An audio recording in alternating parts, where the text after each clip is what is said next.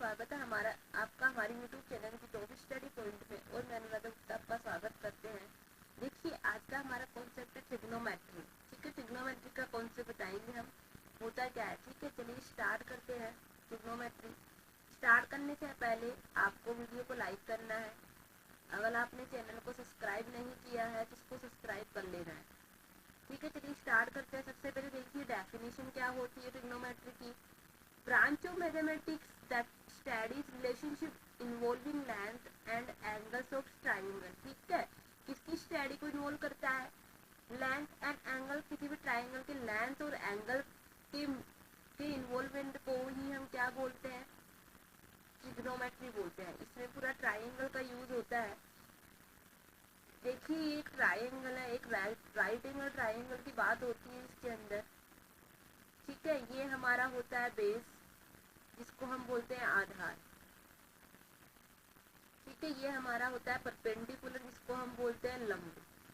और ये हमारा होता है हाइपोटेनियस, जिसको हम बोलते हैं कर्ण। ठीक है, ये कोई ट्राइंगल है एबीसी, उसमें हमारा बेस, परपेंडिकुलर एंड हाइपोटेनियस, आधार, लंब एंड कर्ण।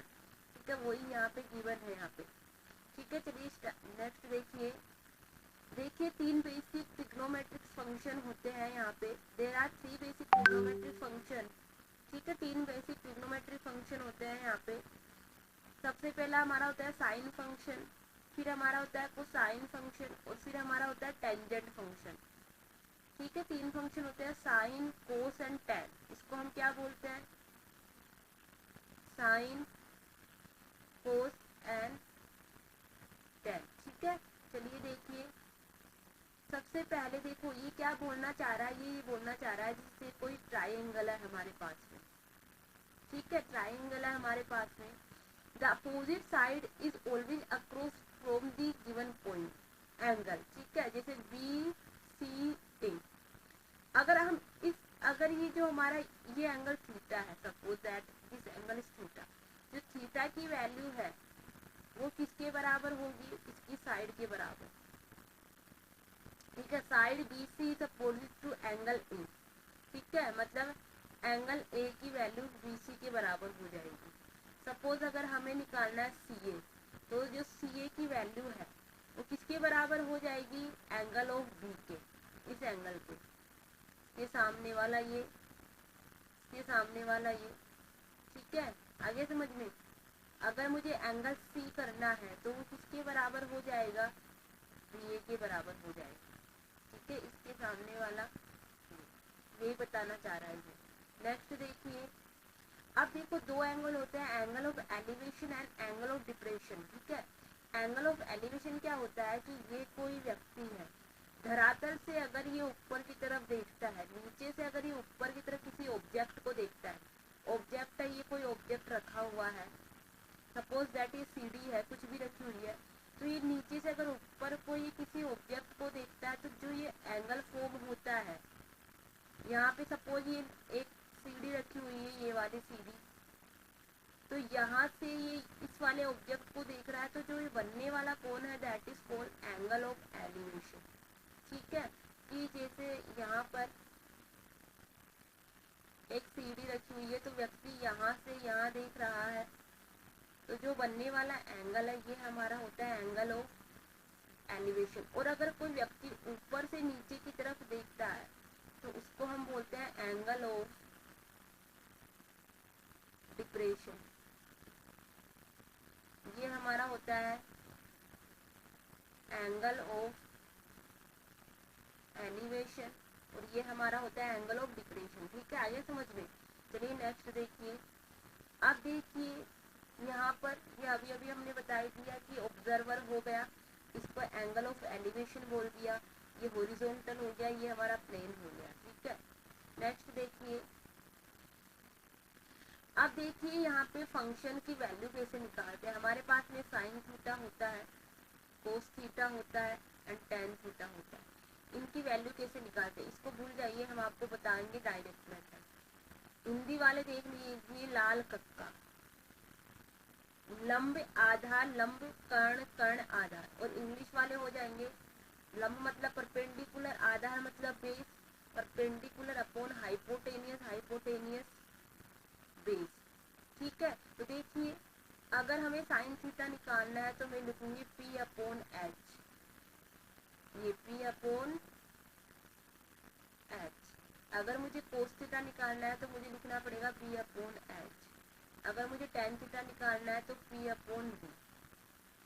ठीक है, ये हमारे बेसिक आइडेंटिटी होती है जिस निकालने के लिए। साइन थीटा के लिए P upon H perpendicular upon hypotenuse. ठीक है, कोस थीटा के लिए base upon hypotenuse, tan theta के लिए। अब अगर अपन हमें कोसेक निकालना है, इनके रिवर्स भी फंक्शन होते हैं, तो कोसेक हमारा होता है 1 अपॉन साइन थीटा। अगर हमें कोट निकालना होता है तो कोट थीटा हमारा होता है 1 अपॉन टेन थीटा।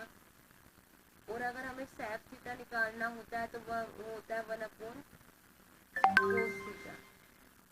ठीक है, ठीक है, ये हमारे पास में होते हैं। अब नेक्स्ट देखिए, तो यहाँ पर यही चीज बता रखा है कोस के लिए कैसे निकालना है, हमने आपको सब बता दिया है। अब आगे देखिए, जैसे अब देखो ये कोई ट्राइंगल है, इसमें देखो क्या होता है P B P H H B, L लाल कक्का। ठीक है, अब देखिए साइन थीटा के लिए निकालना है अब मेरे को साइन, अगर साइन थीटा की वैल्यू निकालनी है तो परपेंडिकुलर क्या है A है और हाइपोटेनियस क्या है C है, तो sine theta A upon C, वही हमें गिवन है, देख लीजिए। अगर कोस थीटा मुझे निकालना है तो क्या होता है बेस, बेस कितना है B और हाइपोटेनियस कितना है C, तो देख लीजिए B अपॉन C है। अगर मुझे टेन थीटा निकालना है, टेन थीटा हमारा कितना होता है perpendicular upon base A upon B वही है। ठीक है, तो वही जो हमने कौन से बताया वो ही निकाल रखा है और यही हमारे क्वेश्चंस में यूज होते हैं। चलिए नेक्स्ट देखिए, अभी अभी हमने पढ़ा था कि कोसेक थीटा की वैल्यू 1 अपॉन साइन थीटा होती है। ठीक है, वो सेक थीटा की वैल्यू 1 अपॉन कोस होती है, कोट की 1 अपॉन टेन होती है। ठीक है, अब देख लीजिए यहाँ पर क्वेश्चन अगर हमें निकालना है, साइन 45 की वैल्यू निकाल रखी है इसमें। साइन 45 बराबर कितना होगा परपेंडिकुलर BC अपॉन AC।